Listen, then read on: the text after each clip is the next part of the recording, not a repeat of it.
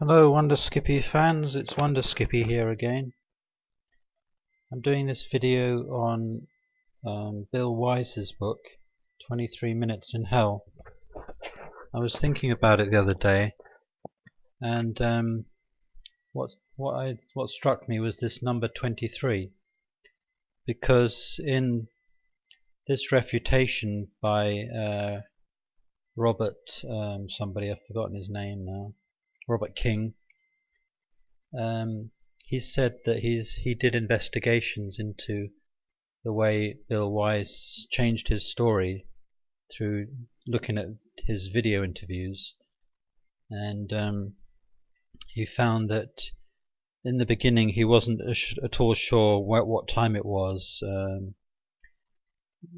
Sometime within half an hour or something, around 3 o'clock in the morning, and then in later videos he claimed it was exactly 3 o'clock, so he could then determine it was 23 minutes. But anyway, I was thinking maybe there's some connection with the number 23, because it seems to be a bit doubtful if he's been changing his story, that it was literally 23 minutes. So I had a look on the internet, and I got a kind of a bingo moment with it. It's the number 23. The first name that you see is Aleister Crowley, and a Kabbalistic dictionary. He defines the number 23 as the number of parting, removal, separation, joy, which is kind of a bit like the separation of hell. So it seems to be an occult number, principally an occult number, and according to Crowley it's a kind of a hellish thing, which is, for them, it's joyful. And then you've got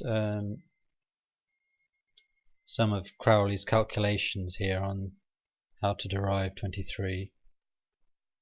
Interesting as well, the Book of Revelation, 22 sections, and the 22nd having 21 lines, implying a progression to 23. I mean, that's a bit weak, but it's also got some other stuff here. The most powerful, most frequent number in the Book of Revelation are 4, 7, and 12. And if you add those three numbers, you get 23. And also there's no known 23rd chapter to Revelation. So I don't personally believe the Book of Revelation is the Word of God. I think it's far too Kabbalistic and numerical-ish to be the authentic Word of God.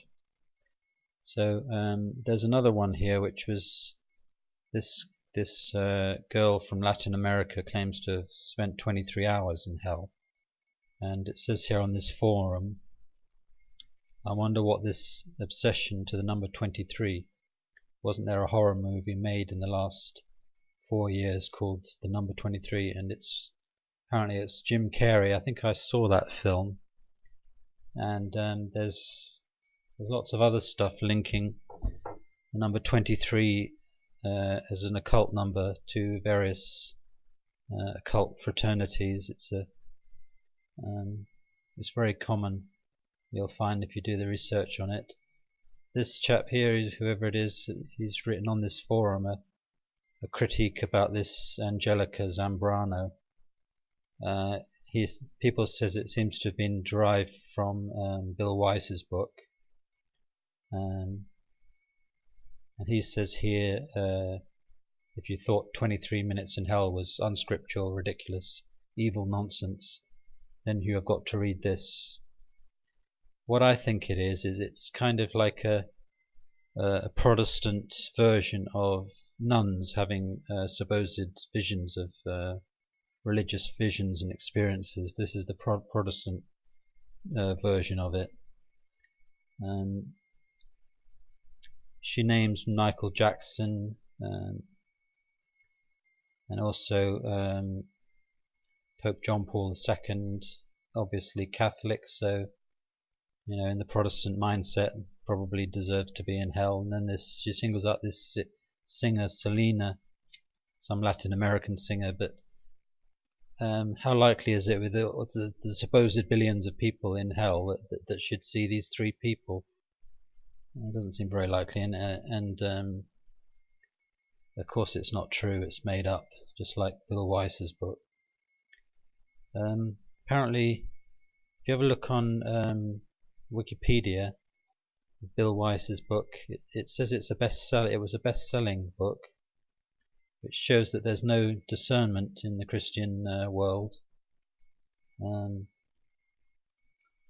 Because I've noticed a few things just on my own, a few things which are inconsistent. Like he demonstrates how difficult it is to draw breath in his supposed hell, and yet he hears all these people screaming.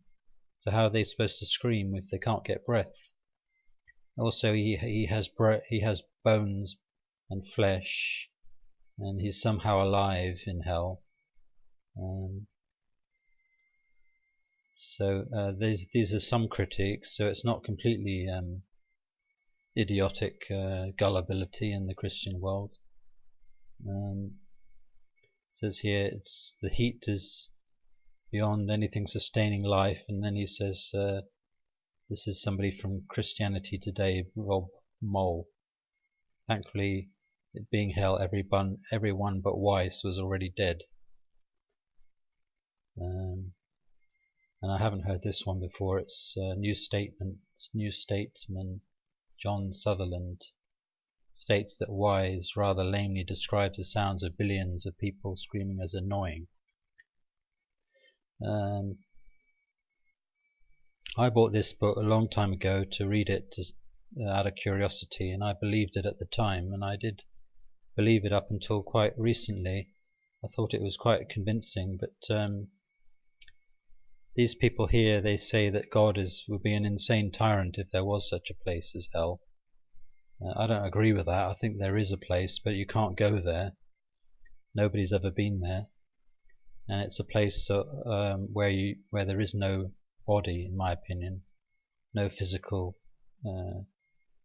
dimension to it. That's what I think. I think Jesus was using a metaphor when he was describing it as flames. I don't think it is flames. I think it's my own opinion is it's to do with the separation from light and darkness, and the continuation of consciousness, which is separated from the life of God. Eternal separation, what Jesus called the outer darkness. I don't think it's all this flame and screaming and everything. It's something much worse than that. This is a critique. Robert King.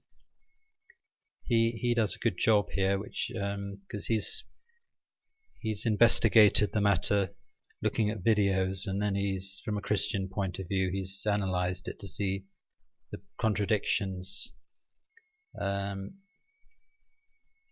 So this is where Jesus says it's a waste of time, people going to hell and alleging to have gone to hell and all this stuff, because nobody would believe it anyway.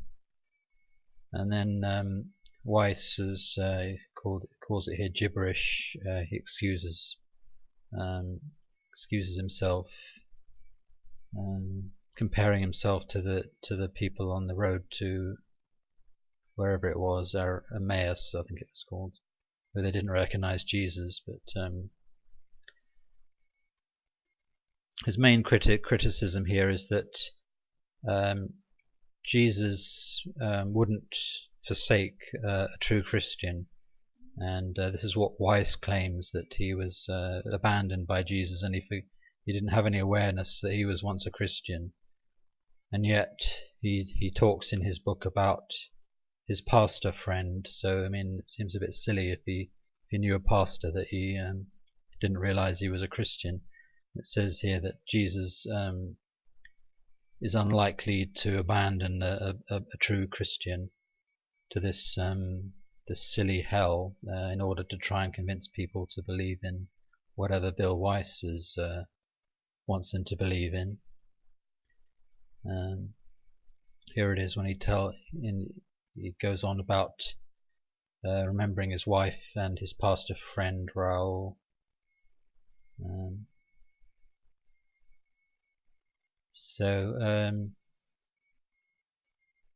There's more stuff about that.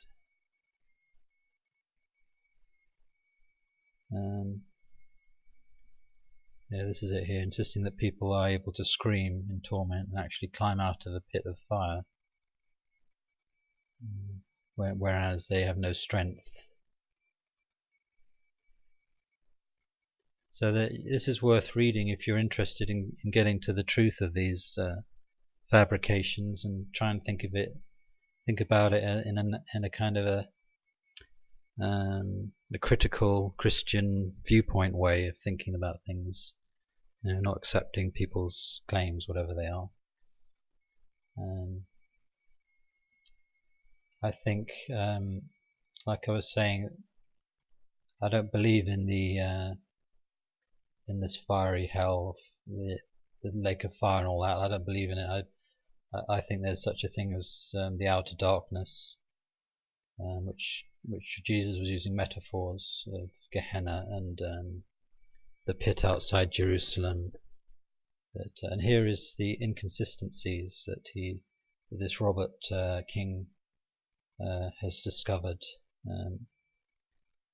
At about 3 o'clock in the morning, 2003, suddenly at 3 a.m. 2006, somehow I was aware the time was 3 a.m. 2006, and then back here sometime maybe between midnight and 3 in the morning. I don't know what time, but that's when I went to sleep, so it had to happen somewhere between 1999. So he's changing his story all the way through. Here it is at 2007, it becomes at 3 o'clock in the morning. I knew it was 3 o'clock for some reason, can't explain, etc., etc. And then I got up at 3 o'clock 2010. So if you want to read this, you can get it on Kindle. You can't get it on print. It's actually very expensive for what it is. It's just a kind of a thesis, a small thesis, but it's probably the only one that anyone's bothered to write, critical of any of these books that people have written, supposedly going to heaven and hell. And I think it might be possible in some cases to have a kind of a vision or a spiritual journey or vision to heaven, but I don't believe it's possible to go to hell in any way. And most of the, if not all, but except maybe one or two of visions of heaven are all fabrications, lies, and made up fantasies. So that's my time up. So that's a little bit about 23 minutes in hell.